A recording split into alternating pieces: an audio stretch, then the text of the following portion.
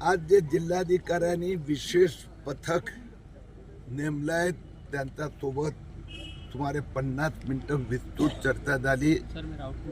अन्य ठिकाणी मला ज्या त्रुटी आढळल्या ते मी माझा अनुभव त्यांना सांगितला। अन्य ठिकाणचे कथा पद्धतीने अशा प्रकाराने हा एक मोठ्या प्रमाणात रॅकेट सुरू झालेला आहे। भिवंडी असो, गोवंडी असो किंवा अंजनगाव असो की मालेगाव असो, तरी हे कुठलं तरी ग्रुप मोठं काम करते। त्याची मोडस ऑपरेंडी मी त्यांना समजवली आहे। ते याचा तपास 2 भागात करणार आहेत। एक जे काय 569 की काही जे जन्म प्रमाणपत्र देण्यात आले त्याची ते फेर तपासणी करणार आणि तशाच पद्धतीने जे नवीन आलेल्या अर्ज ते चेक करणार। मला विश्वास आहे की मोठ्या प्रमाणात बोगस आलेले त्यात काही डाऊटच नाही आहे, शंकाच नाही आहे। पण जे हिते भारतीय हिते ज्यांचा जन्म झालेला आहे आणि चुकून, कारण की कुणाचं जन्म प्रमाणपत्र 60 वर्ष 70 वर्ष 50 वर्ष 4 वर्ष राहूच शकत नाही, तो जगणार कसं? तर कुणाचं राहिलं असेल आणि दिलं असेल काही हरकत नाही।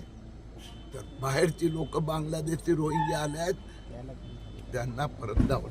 तुम्ही जेव्हा तक्रार केली तेव्हा 1100 लोक आहेत असं सांगितलं होतं, मात्र तेव्हा त्याचवेळी तहसीलदारांनी असंही म्हटलं होतं की ही जी तक्रार आहे या तक्रारीमध्ये कोणते तथ्य नाही आणि जी 1100 लोक आहेत ती इथलीच आहे। पण आता तुम्ही जेव्हा भेट घेतली तेव्हा नेमकं काय त्यांनी त्या तक्रारीमध्ये सांगितलं होतं? आता त्या दिवशी पहिल्या दिवशी त्या दिवशी जी चर्चा झाली त्या ताईंना लक्षात नसेल। जिल्हाधिकारी पासून महसूल मंत्री, मुख्यमंत्री सगळ्यांची गृह सचिव चर्चा झाल्यानंतर हे माझं विधान होतं आणि बाकी ठिकाणी कशा प्रकाराने फसवणूक केली जाते तर यांना आता पूर्ण सगळी तपास यंत्रणा यांच्या समर्थनात उभी राहणार।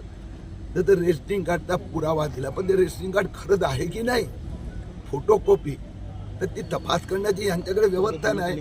आता सगळ्या तपास संस्था आहेत ते या समितीला मदत करणार आणि ते डॉक्युमेंट ऑथेंटिक आहे की नाही ते एक। त्यानंतर त्याचा जन्म खरंच झाला होता का, मग त्याचा आईचा, वडिलांचा, भावाचा, बहिणीचा, हे सगळं चेक केलं जातं। अंजनगाव सुरजी आणि भिवंडीमध्ये तुम्ही तो प्रकार उघडकीस केला, मात्र राज्यात आणि केंद्रात तुमचं सरकार आहे, हे घुसखोरी रोखण्यासाठी तुमचा काय प्रयत्न असेल सरकारचा? हा जो जन्माचा दाखला देण्यासंबंधी जो कायदा आला त्यात ते तहसीलदारांना अधिकार देण्यात आले ते नोव्हेंबर 2023 मध्ये देण्यात आले। त्यानंतर लोकसभा निवडणूक, विधानसभा निवडणूक म्हणून फार काय झालं नव्हतं।